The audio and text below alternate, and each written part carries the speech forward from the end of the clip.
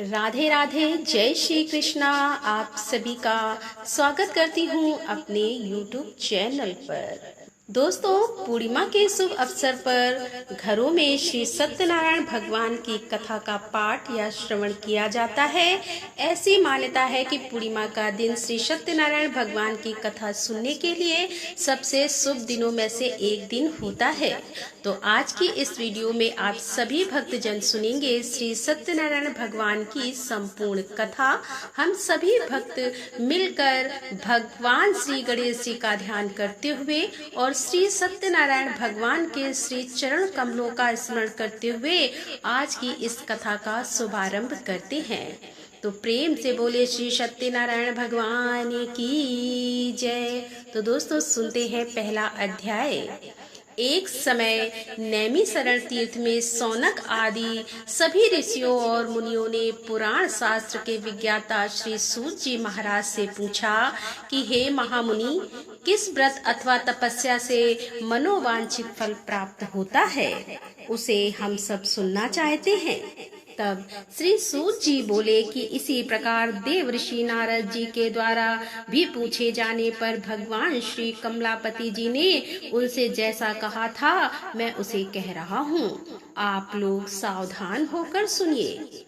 एक समय योगी नारद जी लोगों के कल्याण की कामना से विविध लोगों में भ्रमण करते हुए पृथ्वी लोक में आए और यहाँ उन्होंने अपने कर्म फल के अनुसार नाना योनियों में उत्पन्न सभी प्राणियों को अनेक प्रकार के क्लेश दुख भोगते हुए देखा तथा किस उपाय से इनके दुखों का सुनिश्चित रूप से नाश हो सकता है, ऐसा मन में विचार करके वे विष्णु लोक को गए। वहाँ 4 भुजाओं वाले शंख चक्र गदा पद्म और बनमाला से विभूषित शुक्ल वर्ण भगवान श्री नारायण जी के दर्शन कर उन देवादिदेव की स्तुति करने लगे। देव ऋषि नारद जी बोले कि हे वाणी और मन से परे स्वरूप वाले अनंत शक्ति संपन्न आदि मध्य और अंत से रहित निर्गुण और सकल कल्याणमयी नष्ट करने वाले परमात्मा, आपको मेरा नमस्कार है। स्तुति सुनने के पश्चात भगवान श्री हरि ने देव ऋषि नारद से कहा कि महाभाग, यहाँ आए हैं, आपके मन में क्या है। तब देव ऋषि नारद कहने लगे कि हे भगवान, पृथ्वी लोक में अपने पाप कर्मों के द्वारा विभिन्न योनियों में उत्पन्न सभी लोग बहुत प्रकार के क्लेश से दुखी हो रहे हैं। प्रभु, किस लघु उपाय से उनके कष्टों का निवारण हो सकेगा? यदि आपकी कृपा मेरे ऊपर हो तो वह सब मैं सुनना चाहता हूँ। आप कृपा पूर्वक यह सब मुझे बताएं। तब श्री भगवान ने कहा कि हे वत्स, संसार के ऊपर अनुग्रह करने की इच्छा से आपने बहुत अच्छी बात पूछी है।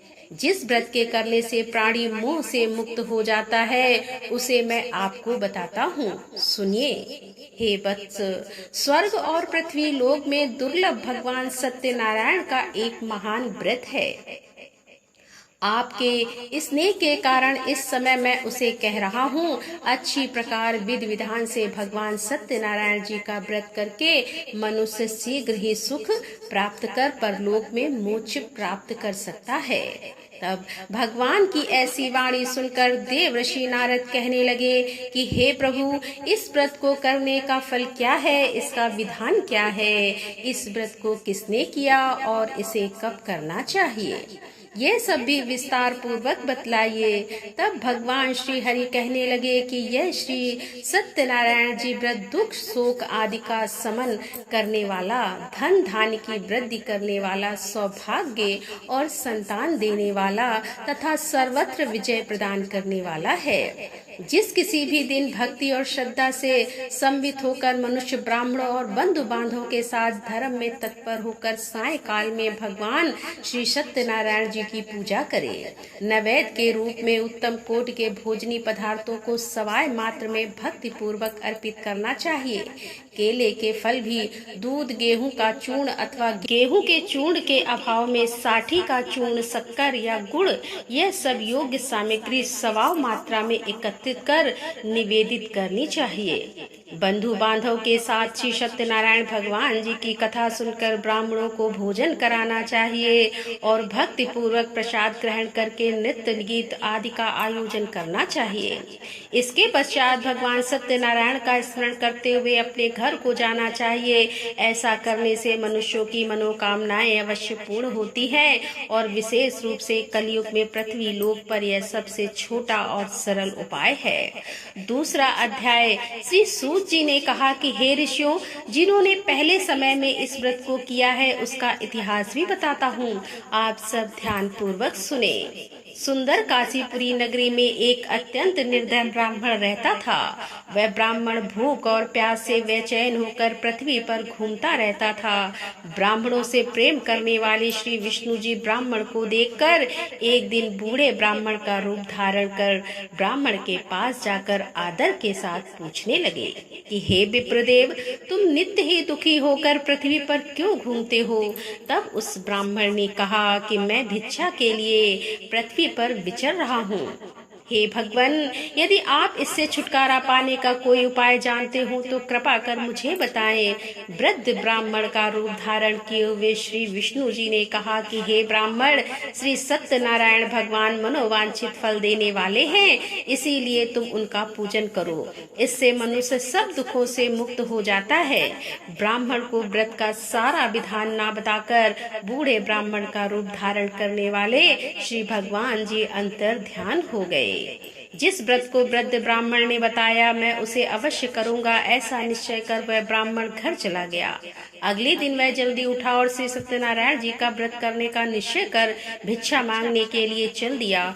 उस दिन उसको भिक्षा में बहुत सारा धन मिला, जिससे उसने पूजा का सामान खरीदा और घर आकर अपने बंधु बांधव के साथ श्री सत्यनारायण जी का व्रत किया।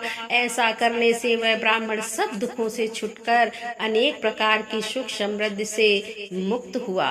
तभी से वह ब्राह्मण हर मास यह व्रत करने लगा। इसी प्रकार श्री सत्यनारायण जी के व्रत को जो शास्त्र विधि के अनुसार करेगा वह सब पापों से मुक्त होकर मोक्ष को प्राप्त हो जाएगा। आगे भी जो मनुष्य पृथ्वी पर श्री सत्यनारायण जी का व्रत करेगा वह सब दुखों से छूट जाएगा। इस तरह नारद जी से सत्यनारायण भगवान का कहा हुआ व्रत मैंने आपसे कहा। तब ऋषियों ने कहा कि हे मुनिवर, संसार में इस विप्र से सुनकर किस किस के लिए व्रत को किया है यह भी हम सुनना चाहते हैं। तब श्री सूत जी महाराज कहने लगे कि मुनियों, जिस जिस प्राणी ने इस व्रत को किया है उन सब की कथा भी सुनो। एक समय वह ब्राह्मण धन और ऐश्वर्य के अनुसार बंधु बांधव के साथ व्रत पूजन कर रहा था कि उसी समय एक लकड़हारा आया। उसने लकड़ियां वहां पर रख दी और ब्राह्मण के घर में चला गया। प्यास से व्याकुल लकड़हारे ने ब्राह्मण को व्रत करते हुए देखा तो वह अपनी प्यास को भूल गया। उसने ब्राह्मण को नमस्कार किया और पूछा कि हे ब्राह्मण देवता, आप यह किसका पूजन कर रहे हैं? इस व्रत को करने से क्या फल मिलता है? कृपया कर मुझे भी बताएं। तब ब्राह्मण ने कहा कि सब मनोकामनाओं को पूर्ण करने वाला यह श्री सत्यनारायण जी का व्रत है। इनकी ही कृपा से मेरे यहाँ धन धान आदि वृद्धि हुई है। हे विप्र, इस व्रत के बारे में जानकर वह लकड़हारा बहुत प्रसन्न हुआ और भगवान का चरणामृत लेकर और भोजन करने के बाद वह अपने घर को चला गया। अगले दिन लकड़हारे ने अपने मन में निश्चय किया कि आज गांव में लकड़ी बेचने से जो भी धन मिलेगा मैं उसी से भगवान सत्यनारायण का उत्तम व्रत करूंगा। ऐसा मन में विचार कर वह लकड़हारा लकड़ियां लेकर अपने सिर पर रखकर जिस नगर में धनवान लोग रहते थे वहां चला गया। उस दिन लकड़हारे को लकड़ियों के बदले चौगुना दाम मिले। अब वह बूढ़ा लकड़हारा बहुत प्रसन्न होकर पके केले, शक्कर, शहद, घी, दूध, दही और गेहूं का चूर्ण इत्यादि श्री सत्यनारायण भगवान के व्रत की सभी सामग्री लेकर अपने घर आ गया। फिर उसने अपने बंधु बांधवों को बुलाकर विधि विधान के साथ भगवान की पूजा और व्रत किया। उस व्रत के प्रभाव से वह बूढ़ा लकड़हारा धन पुत्र आदि से युक्त हुआ और संसार के समस्त सुख भोग कर बैकुंठ को चला गया। तो अब सुनते हैं तीसरा अध्याय। श्री सूत जी ने कहा कि हे श्रेष्ठ मुनियों, अब एक और कथा कहता हूँ। पूर्व काल में उल्कामुख नाम का एक बुद्धिमान राजा था। वह सत्य वक्ता और जितेंद्री था। प्रतिदिन मंदिरों में जाता और गरीबों को धन देकर उनके कष्ट दूर किया करता था। उसकी पत्नी सुंदर और सती साध्वी भद्रशालाता नदी के तट पर वह उन दोनों ने श्री सत्यनारायण भगवान जी का व्रत किया। साधु नामक एक वैश्य राजा को व्रत करते देखकर उनसे पूछने लगा कि हे राजन, भक्ति युक्त मन से आप यह क्या कर रहे हैं? मेरी सुनने की इच्छा है। तब महाराज उल्कामुख ने कहा कि हे साधु वैश्य, मैं अपने बंधु बांधवों के साथ संतान प्राप्ति के लिए महाशक्तिमान सत्यनारायण भगवान जी का व्रत और पूजन कर रहा हूँ। तब उसने कहा कि हे राजन, मुझे भी इस सब का विधि विधान बताइए। मैं भी आपके कहे अनुसार इस व्रत को करूँगा और मुझे कोई संतान नहीं है और मुझे विश्वास है कि इससे निश्चय ही मेरे यहाँ भी संतान होगी। राजा से सब विधान सुनकर व्यापारी ने निर्भीत होकर वह वैश्य खुशी खुशी अपने घर आ गया। वैश्य ने अपनी पत्नी लीलावती से संतान देने वाले उस व्रत का समाचार सुनाया और निश्चय किया कि जब हमारे यहाँ संतान होगी तब मैं भी इस व्रत को करूँगा। एक दिन उसकी पत्नी लीलावती सांसारिक धर्म में प्रवृत्त होकर गर्भवती हो गई। उसने एक सुंदर कन्या को जन्म दिया। कन्या का नाम कलावती रखा गया। इसके बाद लीलावती ने अपने पति को याद दिलाया कि आपने जो भगवान का व्रत करने का संकल्प लिया था, अब आप उसे पूरा कीजिए। साधु वैश्य ने कहा कि हे प्रिय, मैं कन्या के विवाह पर इस व्रत को अवश्य करूंगा।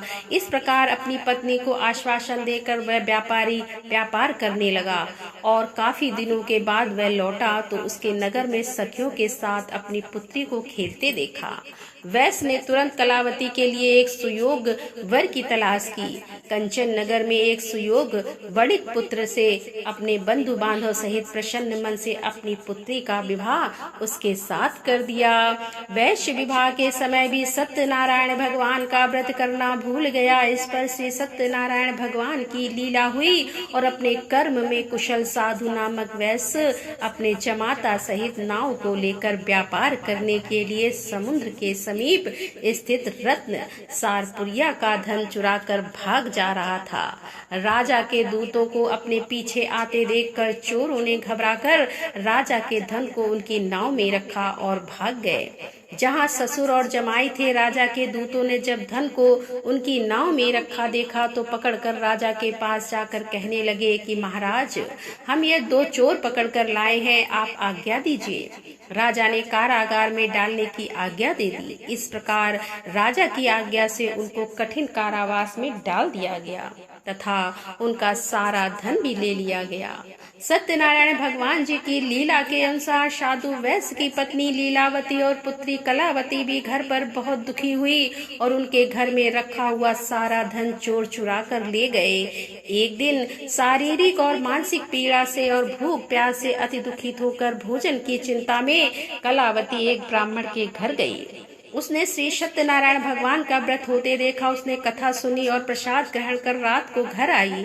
तब माता ने कलावती से पूछा कि हे पुत्री, तू अब तक कहाँ रही और तेरे मन में क्या है?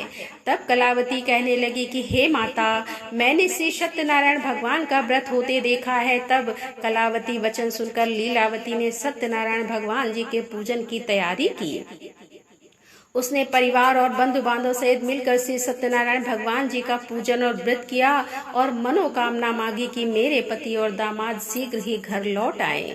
साथ ही उनसे प्रार्थना भी की कि हे प्रभु, हम सबके अपराध क्षमा कीजिए। श्री सत्यनारायण भगवान जी इस व्रत से संतुष्ट हो गए। उन्होंने राजा चंद्रकेतु को स्वप्न में दर्शन देकर कहा कि हे राजन, जिन दोनों वैश्य को तुमने बंदी बना रखा है वे निर्दोष है। उन्हें प्राप्त प्रातः काल ही छोड़ देना।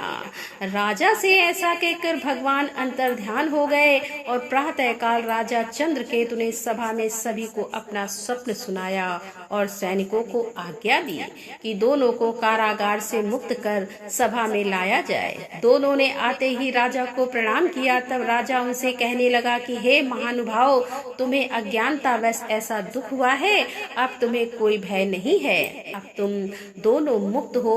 ऐसा कहकर राजा ने उन्हें नए नए वस्त्र आभूषण दिए और उनका जितना धन लिया था उसे दोगुना कर उन्हें आदर और सम्मान से विदा कर दिया। चौथा अध्याय। श्री सूत जी ने कहा कि वैश्य और उसके जमाई ने मंगलाचार करके यात्रा आरंभ की और अपने नगर की ओर चल पड़े। थोड़ी ही दूर आगे बढ़े थे कि एक दंडी वैश्य श्री भगवान जी उन्हें मिले और उनसे पूछने लगे कि हे वैश्य, तेरी नाव में क्या है? अभिमानी बड़ी हंसता हुआ कहने लगा कि दंडी, आप क्यों पूछते हैं? क्या धन लेने की इच्छा है? मेरी नाव में तो बेल और पत्ते भरे हैं।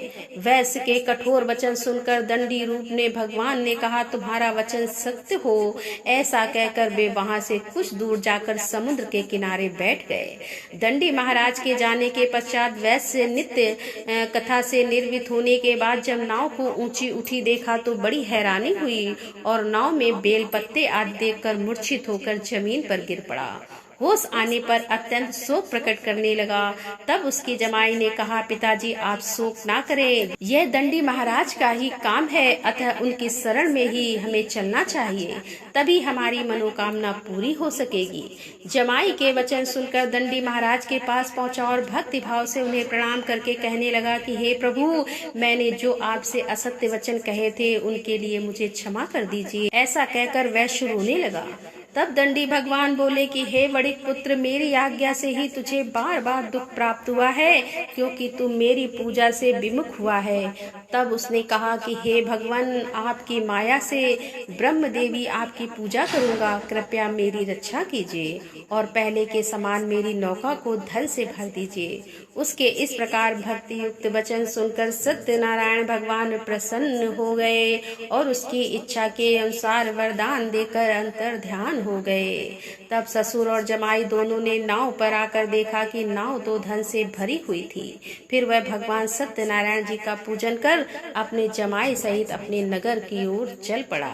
जब वह अपने नगर के निकट पहुंचा तब उसने एक दूत को अपने घर भेजा कि दूत ने वैश्य के घर जाकर उसकी पत्नी को नमस्कार किया और कहने लगा कि आपके पति अपने दामाद सहित इस नगर के समीप आ गए हैं।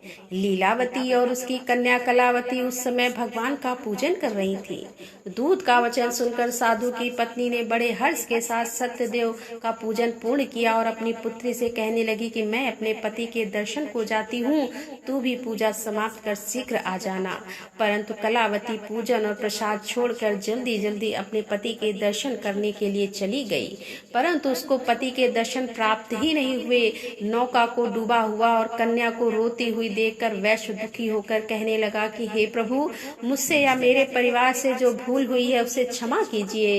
इस प्रकार वह रोने लगा।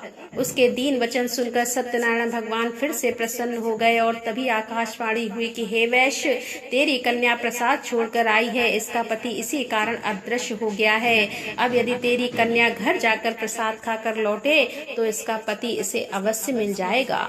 आकाशवाणी सुनकर कलावती ने घर पहुंचकर पूजन विधिवत समाप्त किया और प्रसाद ग्रहण करके अपने पति के दर्शन किए। तत्पश्चात वैश्य ने वहीं बंधु बांधव सहित भगवान सत्यनारायण का विधि पूर्वक पूजन किया और वह इस लोक के सभी सुख भोग कर अंत में स्वर्ग लोक को चला गया। 5वां अध्याय।